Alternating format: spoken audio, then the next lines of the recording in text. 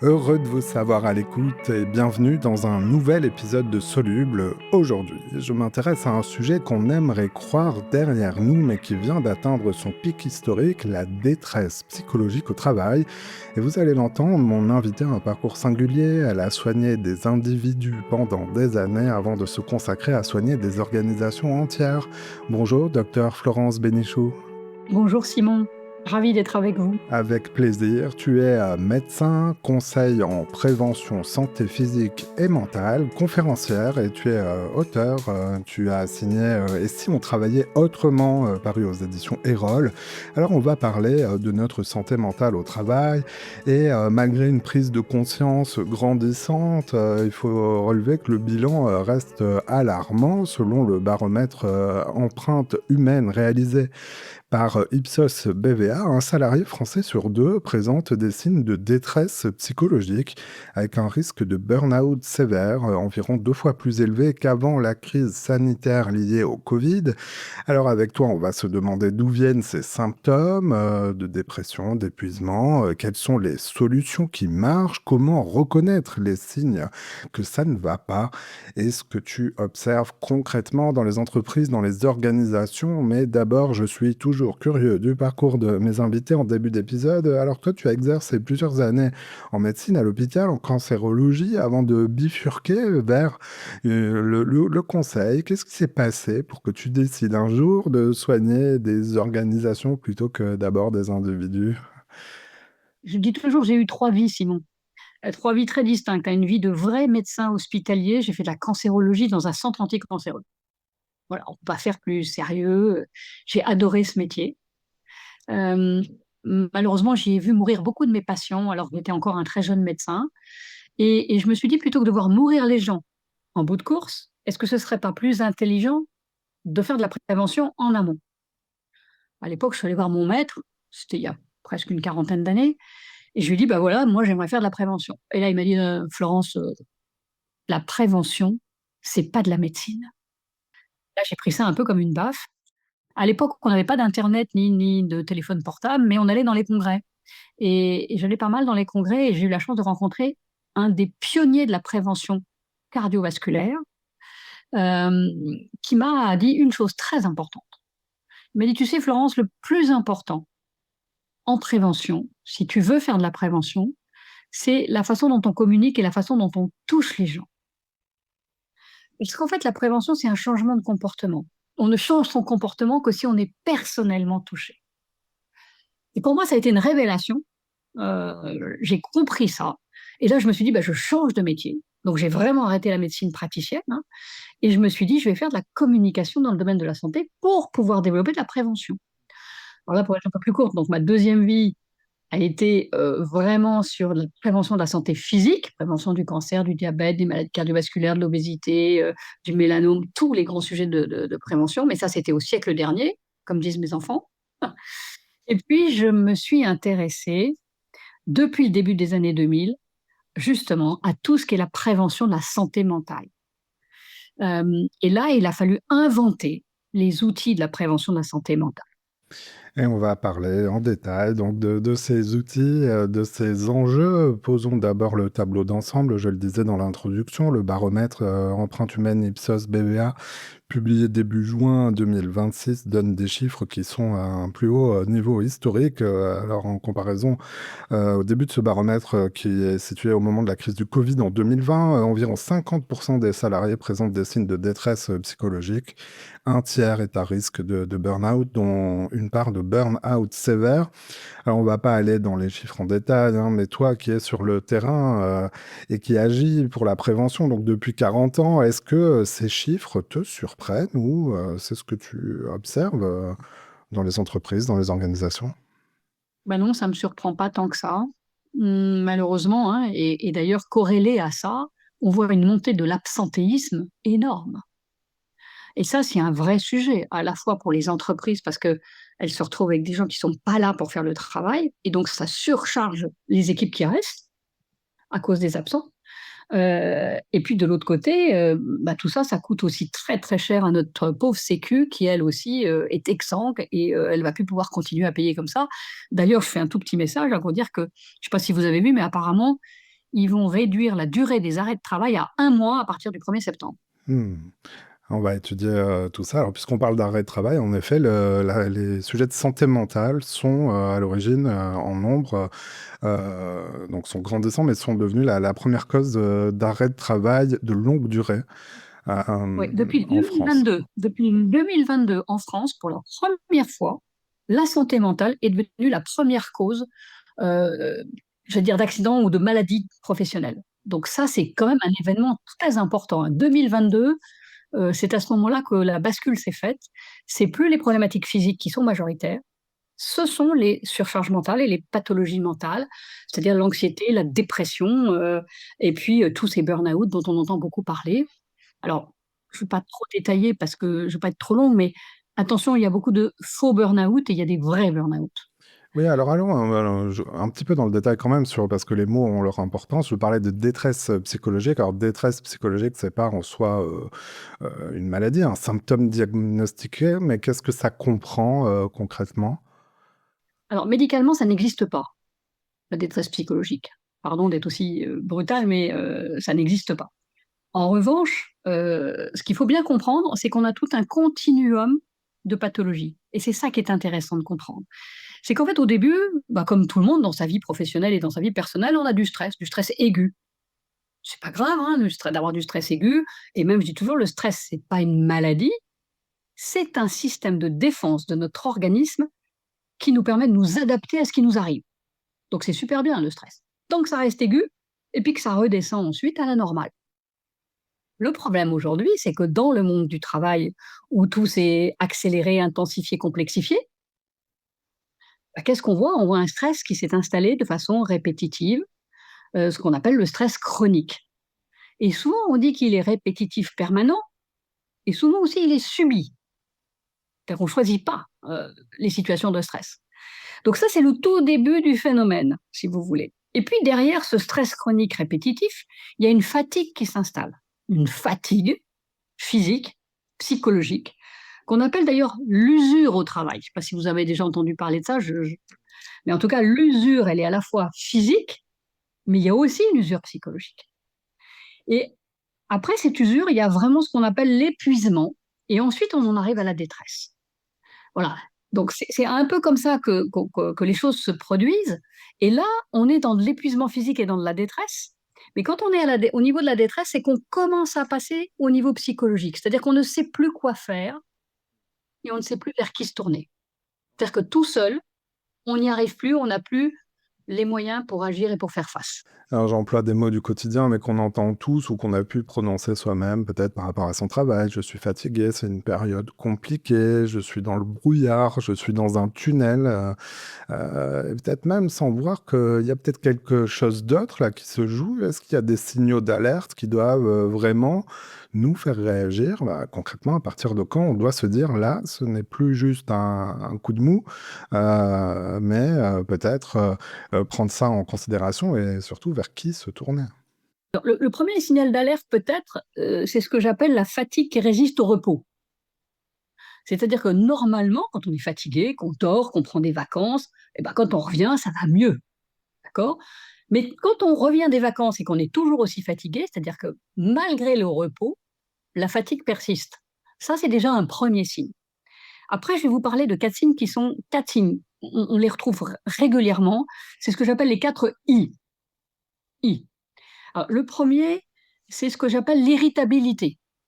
C'est-à-dire que l'irritabilité, bah, c'est quand effectivement quelqu'un vous demande quelque chose et puis vous êtes tellement occupé que ça vous énerve et donc vous êtes irritable, donc vous répondez de façon plus ou moins agressive ou violente. Et ça, bah, vos collègues, ils s'en rendent compte. Voilà. Et le mot irritable, je pense que les gens comprennent bien ce que ça veut dire. Donc ça, c'est le premier I. Le deuxième I, c'est l'indifférence émotionnelle.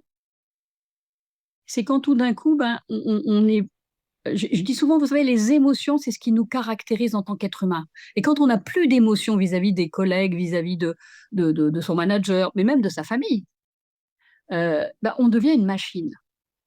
Et en fait, on est tellement fatigué, tellement épuisé, qu'on n'a plus cette empathie vis-à-vis des gens qu'on aime ou des gens avec lesquels on travaille. Donc, il y a une sorte d'indifférence émotionnelle qui arrive. Ça, c'est le deuxième I. Il y a aussi ce que j'appelle l'instabilité émotionnelle, c'est-à-dire des gens qui passent des pleurs au rire, donc voilà, sans qu'on comprenne pourquoi. Le troisième I, je dirais, c'est un I très important pour moi et c'est quelque chose de très fréquent aujourd'hui, c'est les insomnies. Alors, c'est pas n'importe quel type d'insomnie, Simon, c'est pas l'insomnie d'endormissement, c'est plutôt l'insomnie de réveil au milieu de nuit ou entre 4 et 6 heures du matin. Et enfin, le quatrième I, c'est le I le plus grave pour moi, c'est le I de l'isolement. C'est-à-dire que quand on va pas bien et quand on commence à être en détresse, justement, on va pas voir les collègues, on va pas voir son manager, on va pas voir personne parce qu'on s'isole, parce qu'on se dit pour tenir et pour y arriver, il faut que je sois tout seul dans mon coin. Et ça, c'est beaucoup plus grave, l'isolement. Les repères qui commencent par I, l'isolement, l'insomnie, l'instabilité émotionnelle, une certaine indifférence émotionnelle et l'irritabilité. Les mots sont importants, je le disais, et tu les détailles. On entend beaucoup parler de bien-être au travail, avec parfois un côté un peu cosmétique. En préparant cette émission, j'ai vu que tu préfères parler d'être bien au travail. Alors, quelle est la différence pour toi et pourquoi ce vocabulaire compte-t-il autant? Être bien au travail, ça veut dire quoi? Alors, ça fait 20 ans hein, que je me bats contre le bien-être au travail, Simon, même. Oui, c'est pire. Moi, j'en ai marre des happy trucs, c'est-à-dire tous les petits machins qu'on met comme des cautères sur des jantes de bois. Euh, Parce que, en fait, ce que j'appelle les happy trucs, c'est des solutions qui sont de la qualité de vie, mais hors travail. Quand on vous dit on va vous faire des massages, on va vous faire de la sophrologie, de la méditation, mais on n'est pas au cœur du travail, là, vous voyez. Même quand on met une salle de sport, alors que je suis plutôt quelqu'un qui promeut le sport, hein, mais en tout cas l'activité physique, mais en tous les cas, ça, c'est des solutions qui sont hors du travail. Donc, si vous voulez, c'est un peu de la pommade, vous voyez, mais ça ne résout en rien les causes. Ça traite les petits symptômes, hein, quand on vous fait un massage, ça fait du bien, hein, moi je ne vais pas dire le contraire. Mais si on continue à vous en remettre toujours plus sur la tête, de toute façon, ça ne solutionne rien. En revanche, et c'est pour ça que donc je dis bien, je me bats contre le bien-être au travail, parce qu'en plus, il y a tout un imaginaire de bien-être derrière qui fait que les patrons râlent en disant ouais, en fin de compte, il faut qu'on leur paye la tisane, ils ont les doigts de pied en éventail. Enfin, vous voyez, il y a un côté aussi bien-être. Après tout, on est là pour bosser, quoi. Hein. Bon. Alors moi, ce qui m'importe le plus, c'est le être bien au travail. Et le être bien au travail, bah, c'est vraiment dans le travail. Et les gens, ils comprennent très bien la différence hein, quand je dis ça. Donc, c'est être bien d'abord, j'allais dire, être bien dans sa santé, hein, être bien dans son organisation de travail, être bien avec ses collègues, être bien avec sa gouvernance, euh, et être bien avec ses compétences. C'est très important, c'est-à-dire avoir une vraie compétence. Oui, parce qu'aujourd'hui, moi, je vois aussi beaucoup de jeunes qui surfent beaucoup et qui perdent la compétence et l'expertise de leur métier. Ils vont pas assez en profondeur parce qu'ils vont vite, mais c'est compliqué parce qu'en fait, quand on a une vraie compétence aussi, on a une fierté de son métier. Mais ça, j'en parlerai peut-être un peu plus tard. Donc, si vous voulez, le être bien, il est au cœur même du travail. C'est pour ça que je fais la différence. Alors, être bien, c'est un objectif ou c'est un état qu'il faut rechercher par des travaux communs et c'est ce que tu promeus. Mais en creux, on peut aussi se demander qu'est-ce que l'être mal ou le mal-être au travail? Est-ce qu'il y a des déclencheurs précis identifiés de ce mal-être au travail? Est-ce que c'est donc la charge de travail, le manque d'autonomie, des conflits? Bref, la liste peut être longue. Quels sont les déclencheurs les plus connus, des situations de Alors, mal-être. j'aime bien dire, Simon, que pour moi, c'est jamais le travail qui rend malade. Jamais. Pour moi, le travail, c'est très constructeur. En revanche, qu'est-ce qui rend malade et qui rend du mal-être au travail? C'est trois choses. Il n'y en a pas 25. Hein. C'est effectivement les conditions de travail. Donc, on parle de charge de travail, on parle d'autonomie, on parle de soutien du collectif. C'est l'organisation du travail.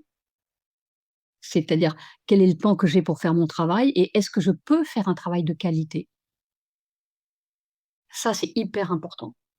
Parce qu'aujourd'hui, moi, ce que j'entends, c'est beaucoup de gens qui me disent: «Oui, mais on me donne tellement de jobs à faire, tellement de quantité que je ne peux plus faire de la qualité dans mon métier» et ça, c'est grave parce que quelque part alors pardon, je vais être un peu trivial, hein, mais heu, Vous savez, quand les gens, ils ont l'impression de faire de la merde, parce que c'est comme ça qu'ils parlent, Mmh. ils me disent: «On me demande de faire de la merde», et ben, on devient ça. Et ça, c'est terrible sur la baisse et la perte de l'estime de soi, et c'est le premier pas vers la dépression. Et le troisième élément, je reviens donc conditions de travail, organisation du travail, et le troisième élément, hyper important aujourd'hui, c'est la qualité du management.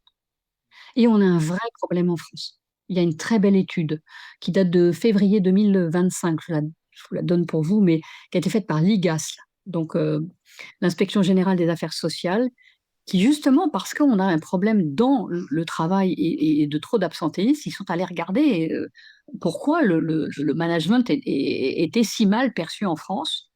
Et donc, ils ont fait une étude comparative par rapport à 5 autres pays européens. Et clairement, hein, on est les plus mauvais sur tous les critères. Alors comment ça se manifeste? Parce qu'on a un management très directif, très descendant, sans aucune écoute, sans aucune participation. Alors, moi, je dis pas que les managers, ils sont mauvais pour le plaisir, hein. C'est juste parce qu'en fait, en France, on a un management d'expertise. C'est-à-dire que ce sont des anciens experts à qui on dit: «Tu es un très bon expert, d'un coup, tu vas gérer une équipe». Et puis on les met comme ça.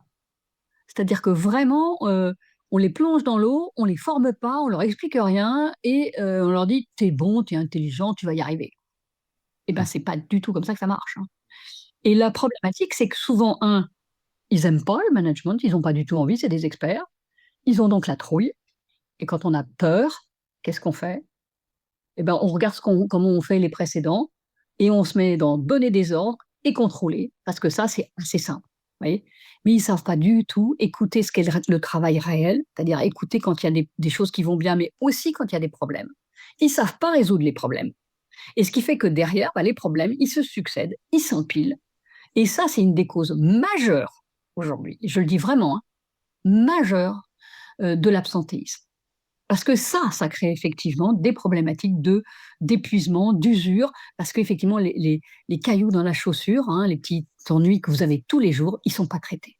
Les irritants du quotidien, ils sont toujours là. Pour le management, je prends un exemple, c'est l'ingénieur, ou l'ingénieure, en chef qui devient, chef d'un service et elle passe de son expertise, d'ingénierie à la gestion d'équipes et de projets en entier et en effet, ça doit s'accompagner peut-être de formation, ce n'est pas du tout obligatoire. Est-ce que cette culture, quand même progresse de la formation, du management, en France? Là-dessus, je suis pas encore très optimiste, parce que moi je pense qu'il faudrait vraiment une vraie révolution managériale en France. Et je pense même, je vais encore aller plus loin, je suis quelqu'un qui promeut depuis quelques années, et je crois même l'avoir écrit dans un de mes bouquins, le fait de dire: «On ne devrait pas laisser la conduite des hommes et des femmes à quelqu'un qui n'a pas de permis de manager». Vous voyez? Comme on a un permis de conduire pour aller dans une voiture, on devrait avoir un permis de manager. Vous voyez? Et donc avec une formation, avec un certain nombre de critères auxquels on doit être capable de Mmh. répondre. Oui, alors c'est vrai que certains grands groupes, ou la fonction publique parfois mettent en place, des programmes spécifiques, mais on pense aux petites entreprises où les progressions de carrière se font comme ça, tu invites donc à un changement de radical de culture et je note ce permis de manager, alors je continue dans les questions très concrètes. Il y a une question que beaucoup se posent sûrement, en silence face au travail, quand on se sent mal, comment on sait si le problème vient de soi? Je m'explique, d'une fragilité du moment, de circonstances, de moments de la vie extérieure, ou, on parlait de pression, de la façon dont on est réceptif, dont on gère la pression ou alors, est-ce qu'il y a un moyen de savoir si, nos difficultés viennent de l'environnement de travail qui dysfonctionne? Comment faire la part des choses quand on justement on est dans le brouillard? Alors merci pour cette question, Simon, parce que c'est vraiment important. Aujourd'hui, quand on est dans les entreprises, moi, les gens me disent: «Oui, c'est ceux qui craquent, ceux qui vont pas bien, c'est les fragiles», en mettant tout sur la vie personnelle des gens. Et parce que l'organisation ne veut pas se remettre en question, et donc regarder elle-même ses conditions de travail, son organisation et la qualité de son management. Donc c'est facile de dire ça. Et de l'autre côté, je vais le dire aussi, on est tous des êtres humains, on a tous dans nos vies des moments où on va bien, des moments où on va moins bien. Voilà, on n'est pas des machines. Ça, c'est un élément. Et aujourd'hui, on est quand même beaucoup confronté à l'intelligence artificielle, hein, la fameuse IA, qui pour moi n'est ni intelligente ni vraiment artificielle, mais c'est un autre sujet. En revanche, je pense vraiment qu'il faut une analyse correcte de se dire qu'est-ce qui va bien dans ma vie personnelle et puis se dire qu'est-ce qui va pas bien dans ma vie professionnelle. Et ne pas, moi je dis, c'est très drôle d'ailleurs, parce qu'aujourd'hui on a deux politiques. Il y a les gens plutôt un peu âgés qui disent oui, les jeunes ils savent même plus serrer les dents. Moi aussi j'ai eu des périodes dans ma vie, c'était pas facile, donc il faut serrer les dents. Et les jeunes aujourd'hui ils veulent pas serrer les dents, clairement. Et donc ils préfèrent démissionner, ils s'en vont, ou ils se mettent en arrêt maladie, hein. Pour eux c'est le truc le plus facile. Euh, et puis de l'autre côté, moi je dis, il y a aussi des situations de travail qui sont insupportables. Et donc, il ne faut pas non plus rester dans un endroit dans lequel on se rend malade.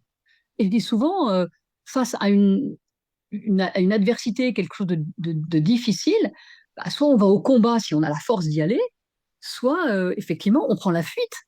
Parce que des fois, il faut aussi savoir se protéger. Vous voyez.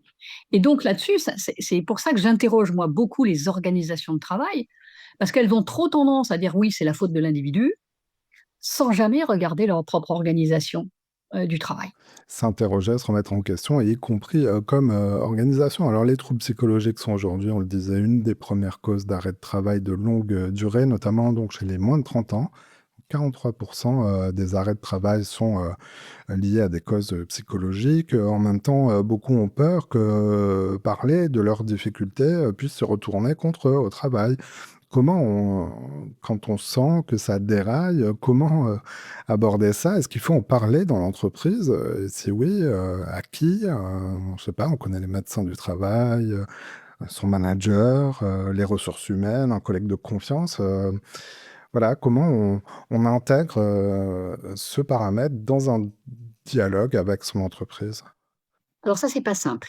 Et ça dépend vraiment de chacune des situations. Je ne vais pas vous donner une réponse univoque. En revanche, je pense que, et ça j'insiste beaucoup là-dessus, c'est que quand on commence à être comme ça, il faut éviter l'isolement dont je parlais tout à l'heure, et donc ne restez pas seul. Ça, c'est le premier message que je donnerais. Allez vers quelqu'un de confiance. Peu importe si c'est un collègue, si c'est votre manager, si c'est un RH, si c'est votre médecin traitant, si c'est le médecin du travail. Parfois, dans certaines équipes, j'ai des très bons médecins du travail. Voilà, l'idée, c'est de pouvoir en parler à quelqu'un, ne pas rester seul. Parce que quand on reste seul, bah, ça accentue la dépression, ça peut aller vers des idées suicidaires, et donc l'isolement, c'est vraiment un élément grave. Donc ça, c'est le premier message, ne restez pas seul, allez communiquer avec celui avec lequel vous avez confiance. Le problème, c'est que souvent les gens me disent, mais tu veux pas que j'aille en parler à mon manager, parce que c'est lui qui est la cause de mon problème. Donc il comprend rien, il n'est pas capable d'entendre. Ça fait 10 fois que j'en parle et ils ne répondent pas. Donc c'est là où il y a une vraie difficulté. Je dirais qu'un autre partenaire qui peut exister dans certains groupes ou entreprises un petit peu plus structurés, c'est les partenaires sociaux aussi, hein, les syndicalistes, des gens qui sont pas que des gens négatifs, hein, qui ont aussi envie d'améliorer les conditions de travail, l'organisation du travail et le management. Voilà un petit peu le panel des gens qu'on peut contacter quand on n'est pas bien. Donc identifier, cette personne de confiance, sinon son médecin, traitant en dehors de l'entreprise. Mais cette question de à qui parler, on comprend, hein, ne se résout pas seulement individuellement. Tu insistes souvent, sur, l'idée que le dialogue doit exister avant la crise dans l'entreprise, comme une pratique organisée par l'entreprise elle-même. Pourquoi pour toi, le dialogue est un outil de prévention puisque c'est le cœur du sujet, et pas juste une question de management bienveillant? Voilà, est-ce que tu peux détailler justement l'importance selon toi du dialogue et surtout en quoi consiste-t-il? Alors ça c'est un élément essentiel pour moi, vraiment. C'est-à-dire que c'est ce qu'on appelle en psychologie du travail, c'est ce qu'on appelle la sécurité psychologique. La sécurité psychologique, c'est quoi? C'est juste ne pas avoir peur de parler de ce qui va pas bien dans son travail. Avoir la possibilité de s'exprimer sur son travail. Et c'est pour ça, bah, il faut qu'il y ait effectivement un dialogue qui existe dans le monde du travail, qui est ce que j'appelle la clé d'entrée de la prévention pour moi. Le dialogue sur le travail réel, c'est la clé d'entrée de la prévention. Je le répète. Donc, si on ne peut pas se parler du travail, Et c'est ça où il faut faire très attention, parce que les gens se disent, oui, oui, mais on se parle dans le travail. On se parle du film d'hier, de ceci, de cela. Mais là, je dis bien, il faut se parler du travail, de comment on réalise le travail. Et il faut arriver à enlever les irritants, les petits cailloux dans la chaussure, pour que tout le monde puisse se remettre à travailler correctement. Voilà. Et le dialogue, on n'a pas trouvé mieux, hein, comme outil. Oui, et tu dis, le travail est réel, c'est-à-dire qu'il y a des perceptions, probablement différentes de ce qu'est le travail au sein d'une même entreprise. Comment s'accorder sur le travail réel dans l'entreprise? Alors ça, c'est important parce qu'en fait, il y a trois niveaux de travail, entre guillemets, hein. Il y a ce qu'on appelle le travail prescrit, c'est-à-dire ce qu'on me demande de faire. C'est ce que le patron demande, c'est ce que le manager demande. Bah voilà, il faut faire ça. Et puis, il y a le travail réel, qui est qu'est-ce que moi je vais mettre en œuvre pour réaliser ce foutu travail prescrit. Parce que c'est jamais aussi simple que la prescription qui est donnée. Il y a tout un système D qu'on met en place, et on est les champions en France du système D, pour arriver à faire le travail correctement. Parce que dans ce travail prescrit, il n'y a jamais tous les aléas du travail. Il n'y a jamais toutes les problématiques auxquelles on est confronté dans la réalité, dans la vraie vie, quoi, je dirais. Et puis, il y a un troisième type de travail, c'est le travail perçu. Parfois, on n'a pas une activité de travail énorme, mais on a une perception de charge qui est très importante parce que justement, on a un manager qui n'est pas dans la reconnaissance, qui n'écoute jamais rien, et donc à chaque fois qu'il va nous demander quelque chose, au lieu que le travail soit une quantité, je vais dire limitée et normale, mais on se prend une tranche supplémentaire. Et c'est pour ça que je dis au manager, mais apprenez simplement aussi à demander correctement les choses pour que ce soit beaucoup plus perçu comme étant simplement le travail et pas une surcharge supplémentaire au niveau mental.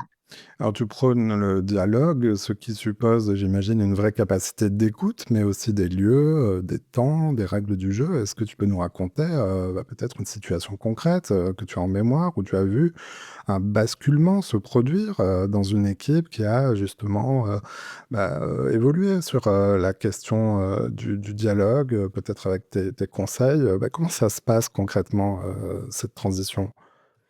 Alors, concrètement, oui, bien sûr, et c'est un des vrais soucis, de notre pays, c'est qu'on n'a pas tellement cette culture de l'écoute. On n'a pas cette culture du feedback. D'ailleurs, on n'a pas de mot en français pour dire le feedback.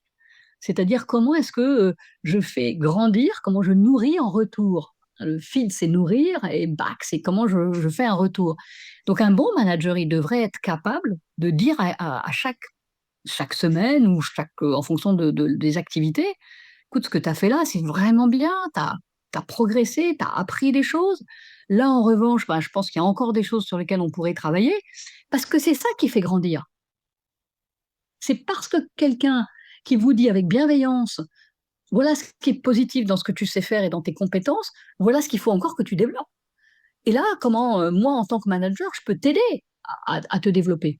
Vous voyez, ça, c'est le feedback. Et moi, j'ai lancé d'ailleurs des semaines de feedback dans des organisations parce qu'en fait, les gens ne savent pas faire. Donc, il faut leur apprendre et il faut surtout la mettre en œuvre parce que ça ne s'apprend pas de façon théorique.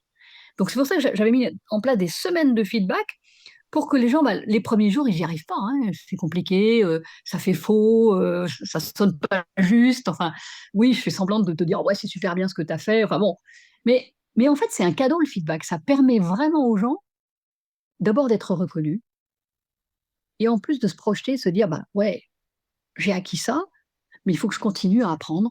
Et ça, c'est un élément essentiel euh, des besoins physiologiques de l'homme au travail. Continuer à apprendre. Alors on note l'idée de semaine de feedback qui complète, avantageusement, le rendez-vous annuel de rencontre avec son patron qui là est plus, une évaluation ou un passage obligé, quelque part. Ouais, alors moi je trouve que c'est très frustrant pour tout le monde, hein, l'évaluation annuelle, là, c'est un truc, les managers, ça leur prend beaucoup de temps et ça leur prend la tête. Et les gens en face, les salariés, ils sont totalement frustrés aussi parce que ils ont l'impression que c'est pas une fois par an justement on peut voir la qualité de leur travail. Donc apprendre à écouter aussi pour un manager, hein, faire de l'écoute active, savoir ce que c'est qu'écouter. Je dis souvent que tout le monde pense qu'ils savent écouter, mais c'est faux, hein. Un psychologue du travail, ça met 5 ans pour apprendre à écouter, et un médecin, ça met presque 10 ans. Et encore, ça, c'est pas toujours. Et, et donc, on est dans la capacité d'écoute, c'est très important parce que Il faut être à la fois proche de l'individu, pour rester en empathie, mais pas trop proche non plus, pour aussi savoir se protéger en tant que manager. Et je dirais, dans les solutions que je propose moi aussi pour les managers, une solution très concrète, c'est de mettre en place des communautés de managers sinon. Parce que les managers sont souvent très seuls, très isolés, pas bien formés, ils ont donc peur, donc ils sont plutôt dans quelque chose de très rigide. Et c'est pas ça, il faut mettre de la fluidité dans le management, il faut mettre de la fluidité dans la relation humaine. Et donc clairement, apprendre à faire de l'écoute active, c'est hyper important. C'est pas super compliqué, hein, il y a plein de formations, qui se font en 2, 3 jours. Après, ce qu'il faut, c'est mettre en œuvre. C'est comme ce que je disais pour le feedback, il suffit pas d'avoir la théorie, il faut vraiment le mettre en œuvre régulièrement. Apprendre et mettre en œuvre l'écoute active. Alors depuis le Covid, la question du sens au travail revient partout, dans la presse, dans les conversations aussi. À quoi sert ce qu'on fait? Dans quelles conditions on le fait? Alors comment les entreprises peuvent intégrer cette question du sens dans leur politique de ressources humaines, autrement que par des slogans? Est-ce que tu as vu évoluer là aussi les choses? Est-ce qu'il y a une méthode? Oui, tout le monde demande du sens, mais quel que soit le job, on peut trouver du sens dans son métier. La problématique, c'est qu'effectivement, il faut qu'on sache pourquoi on fait ce job. Et ça fait partie du patron d'avoir une vision de l'entreprise et quelque part que cette entreprise, elle réponde à une mission. Ça, c'est important, parce que c'est ça qui donne le sens. Ça, c'est le sens global de l'organisation. Quand je disais tout à l'heure, il faut se sentir bien avec sa gouvernance, bah, il faut être bien aussi avec les valeurs qui sont prônées dans son entreprise. Et c'est ça le sens. Je vois beaucoup de gens dans le service public qui aujourd'hui me disent bah, je me sens plus bien avec le service public parce qu'effectivement, on me demande de faire des trucs qui sont plus en phase avec mes valeurs. Vous voyez, quand on me demande à l'hôpital de traiter comme dans une usine, bah, j'y arrive pas, quoi. Parce que ça va à l'encontre de mes valeurs et donc ça détruit le sens de mon travail. Donc ça, c'est important parce que le conflit de valeurs, c'est quelque chose de grave. Donc c'est un élément essentiel. Mais donc, moi, ce que je dis, c'est que le sens, ça se travaille aussi en équipe. Vous voyez, ça se travaille au niveau de l'organisation, mais ça travaille aussi en équipe. Tel projet, pourquoi est-ce qu'on va le faire? Et donner toujours aux gens le pourquoi on le fait, et puis le comment on va le faire. Parce que aussi, dans la façon dont on fait les choses, Mmh. souvent je dis, la façon dont on fait les choses, ça compte au moins autant que ce qu'on fait.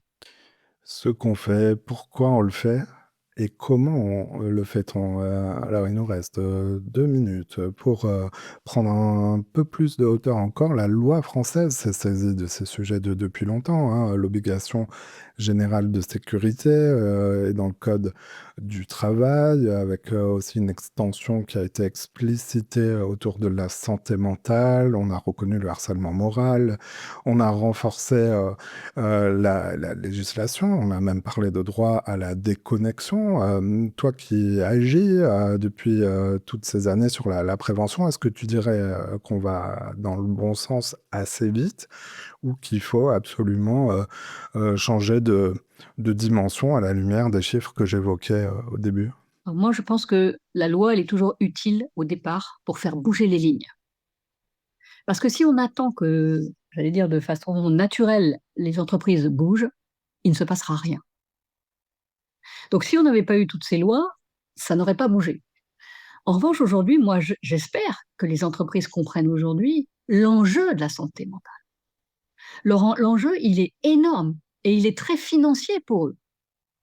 Parce que quand vous n'avez plus les personnes parce qu'elles sont en absentéisme ou qu'elles sont là, mais qu'elles sont totalement désengagées et qu'elles font plus correctement le boulot, bah ça a des vraies conséquences sur la performance des organisations.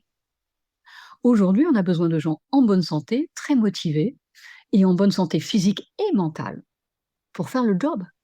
Donc ça, c'est vraiment pour moi, il faut que les chefs d'entreprise comprennent que l'engagement de leurs salariés, c'est au moins aussi essentiel que toutes les process, les méthodes, les machines qu'ils peuvent avoir. Et il faut qu'ils consacrent un peu plus de temps à mieux former les managers, à suivre l'évolution du management dans leur organisation et à voir effectivement la santé mentale et à mesurer régulièrement la santé mentale de leurs collaborateurs. C'est un très bon indicateur de performance. La docteure Florence Bénichou était dans Soluble, conseil donc en prévention santé physique et mentale, créatrice de la méthode haute qualité humaine. Et tous ces détails se retrouvent dans ton ouvrage. Et si on travaillait autrement, la méthode haute qualité humaine en pratique, c'est toujours disponible aux éditions Erol. Je signale aussi ton dernier ouvrage, Refusons de tomber malade. Tiens, tiens, là aussi, la prévention est au cœur de cet ouvrage. La prévention, comment la prévention révolutionne notre santé, c'est le sous-titre de ton ouvrage paru aux éditions du Cherche Midi. On te retrouve aussi, je crois, sur les réseaux sociaux. Tu prends parfois la parole. Oui, je suis assez présente sur LinkedIn et merci beaucoup parce que moi, je pense que la prévention, c'est essentiel parce qu'il vaut mieux soigner, par exemple, sa santé que de soigner ses maladies. Merci Florence d'être passée dans cette émission. Merci Simon.